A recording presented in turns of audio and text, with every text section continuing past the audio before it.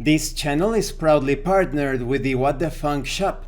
Please check out their store. They have all sorts of products such as dice, accessories, Game Master screens, home decorations, and many other things.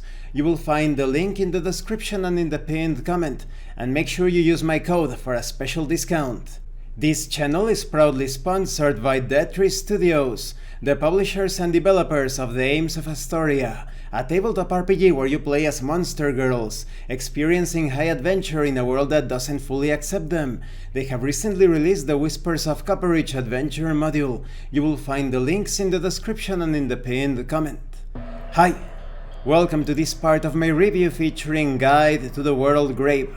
If you haven't seen the other parts of my review featuring this Game Master and setting book for the Fathom tabletop RPG, please check out the playlist in the description below.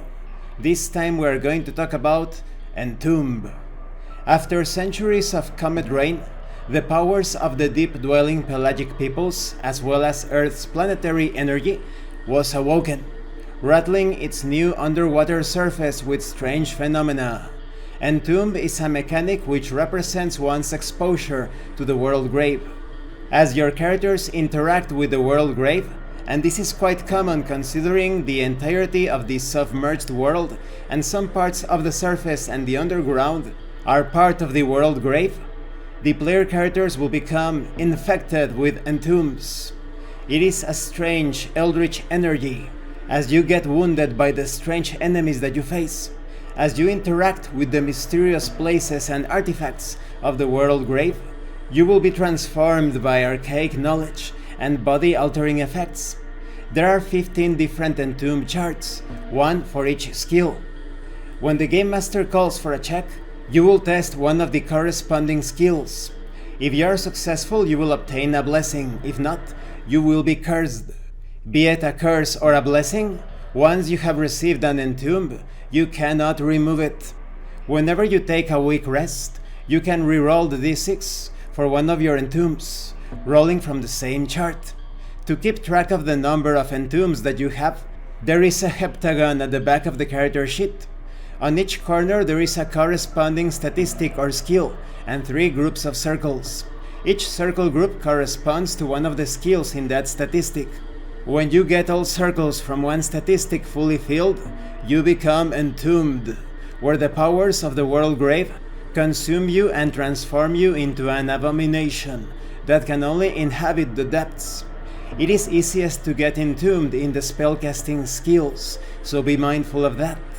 There are also cursed and blessed items that also add to your entombs when you wield them. Let's talk about some examples concerning these entomb effects. In the case of strength, if it is a curse, perhaps you obtain the Kraken form. Within the world grave, your limbs begin to move erratically, as if they are boneless. You increase your reach. Whenever you prone or restrain a creature, that creature takes necrosis damage at the end of your turn, until it loses the condition. When it comes to outside the world grave, your limbs have trouble supporting your body weight. You can no longer take the run reaction, and you lose speed. But what if you obtain a blessing? Perhaps you get Neptune's Trident. You have been graced with foresight of a legendary Atlantean artifact. Your equipped melee weapons gain the throwable keyword. Within the world grave, you can throw melee weapons that may change their damage type to frost. Additionally, you increase your throw range. And if you slay a creature with a thrown weapon, the weapon returns to your hands. And these are just a couple of examples. There are many others. This concludes this part of the review. In the next part we are going to talk about afflictions. When it comes to these entomb effects, they can get quite nightmarish. They can deform the body of your character. There is a strong element of body horror, but there are also advantages with these curses and blessings. Usually the curses always have some sort of drawback or negative effect attached to any advantage that they may provide. But when it comes to the blessings, it is usually almost always positive. But your character is still changing, so make sure that you keep your contact with the energies of the world grave to a minimum, so that your character does not become a horrifying aberration, an enemy. Thank you for watching this part of the review. Don't forget to leave a like, a comment, and subscribe. And thank you so much to those of you that are going the extra mile to support the channel. If anyone else wishes to further support the channel, consider becoming a member or use the super thanks button. You can also check the pinned comment below. This has been Abraham L. Jaguar, a professional game master.